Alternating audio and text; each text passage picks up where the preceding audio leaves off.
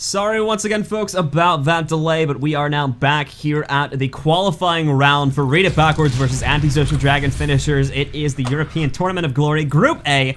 First game is now finally beginning, so let's get to it, guys. Bro, take a look at the splits for us. So red team actually been quite Sensotix and God, I just forgot if Sensotix is playing on Mesmer. Sensotix and Chosen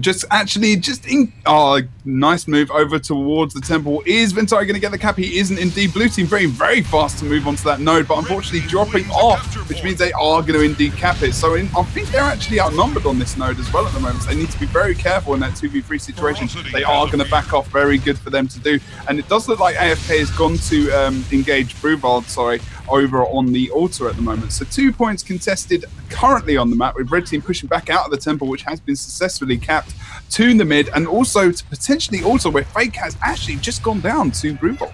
As we take a look at that once again here, we are going to see who is this over here. This is Bruvlad no scope. Don't exactly know what his real name is. We'll call him Bruvlad here at the moment. Blue team will be taking full control of that node with the elimination. Red team kind of pulling off. We saw kind of a wild goose chase split there coming up from the red squad after they managed to force ASDF off of their home node. So with a lot of these guys coming back over here onto the middle point now, we're now going to be shifting into a very large middle fight to see who will be taking control of a 2-cap here at the start of the game. That's not to say that we could not see some more backouts, but for the time being, with both the warriors sitting stable up on the upper parts of the map, more than likely we're not going to see any successful decaps for quite some time. Yeah, so far, so close, yet so far at the same time. And they can just literally watch each other. The NG, like I said at the start of the game, always the focus. He has just gone down on mid. The Reds is going to come out for them as well. Successful. He's going to have to bail out to just get a little bit less focus on him. But look at Sensotix. He's still on the back of him potentially as well to just take him out of this fight, so he's not able to offer any more pressure on that node. General Kaon is going to stay on node as well. But look, Engineer putting himself really into harm's way. But I don't think he has much choice with Sensotix always on his back. The res isn't going to come out. He's going to go down. The red team are going to take the advantage in this mid fight, and it looks like they are actually going to go down by the wayside. QWERTY ASDF is going to go down as well on node. He is back up, so he's going to be okay for the time being. But yeah, not sure how well these guys are going to do in this team fight. ASDF, PHT.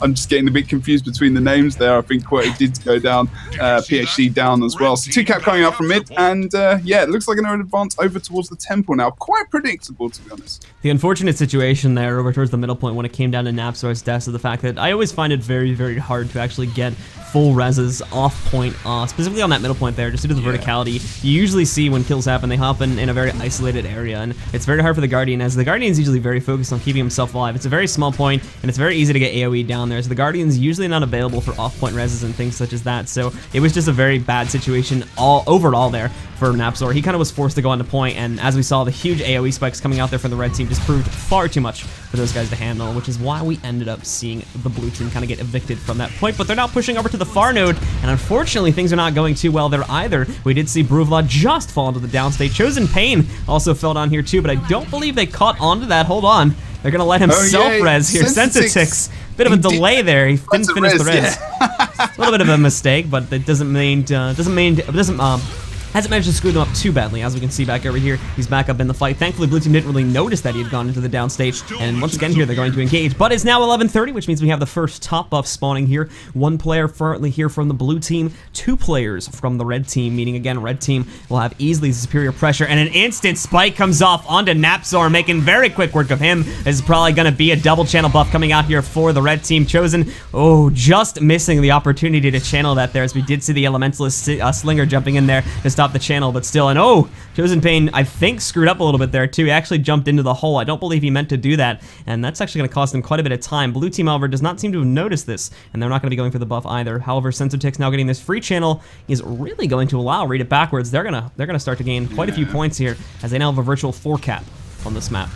You can now jump over as well and just assist Kaon, who's kind of stuck on this node, actually, in all honesty. He needs to try and he'll probably, I don't know, he might stay just to help. Although Chosen Pain is coming in as well. Kaon can probably just nip out of this point now. It doesn't really need to be there in the 1v3. As the red team will be outnumbered in that fight towards mid, they need to be very careful that that doesn't happen too much, because if blue team can come back and get the mid cap, they can come back to a degree, but still red team powering ahead with the 2 caps coming up and the extra points that they're getting for that from the stillness buff. They need to be very careful. Chosen Pain thinking about potentially going over towards the altar, but realizing as well that his team might be currently in trouble over on the temple. Although it just happened, PhD has gone down again over on the temple side. So I think BooN doing pretty well, solid performance at the moment, not really losing many team fights and rotating nicely between the points, so to the point where they just Blue can't move anywhere at the moment.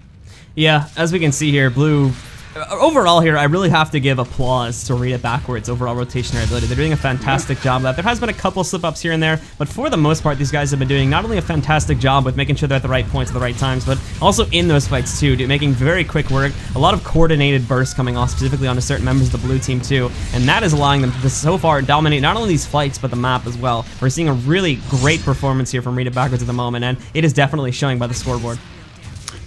ASDF needs some damage, I'm feeling at the moment, and I have to agree.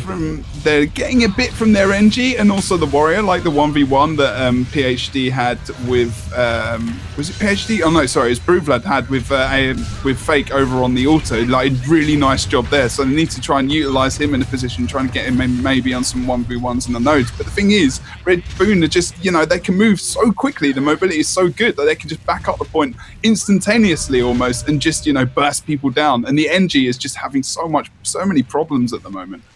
And in just about 15 seconds here, guys, we are going to see the buff spawning. Once again, it's going to be a top buff and a bottom buff spawning here, which means we're going to have the full 3-cap buff down here in the bottom cave. You can already see a lot of guys shifting over to fight for control of that. Meanwhile, however, on the top buff, only one player from each team will be showing up to contest that. It'll be Chosen Pain as well as ASDF, but Chosen Pain will actually leave as Kaon will get there in order to interrupt that channel. And now these two will be going up against each other for some time to kind of duke it out for control of that. We are going to see, however, again, Chosen Pain, having him moved over to this fight actually ended up being a fairly wise choice, as he's actually going to make the difference needed for his team to win this fight, taking down not only Napzor, but mowing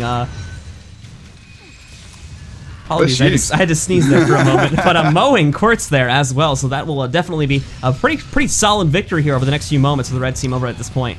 Yeah, I mean, Jesus, and like looking over the map, look, 427, that point score just ticked up so quickly with that stillness and 2-cap, and also the constant team killing as well. I mean, it feels like almost that a ferocity buff would have been quite beneficial for them to get the amount of kills they keep getting. But taking down Quirt down over on the temple, securing that again, sending so many red team members to just dispense of the blue team. Every situation they're doing so well. They've put the right people in the right situations. Kaon bunkering on the stillness buff. We have Ventari bunkering down on that tranquility before they've even got the point to even channel that buff or even think about channeling the buff. The game's going to be over.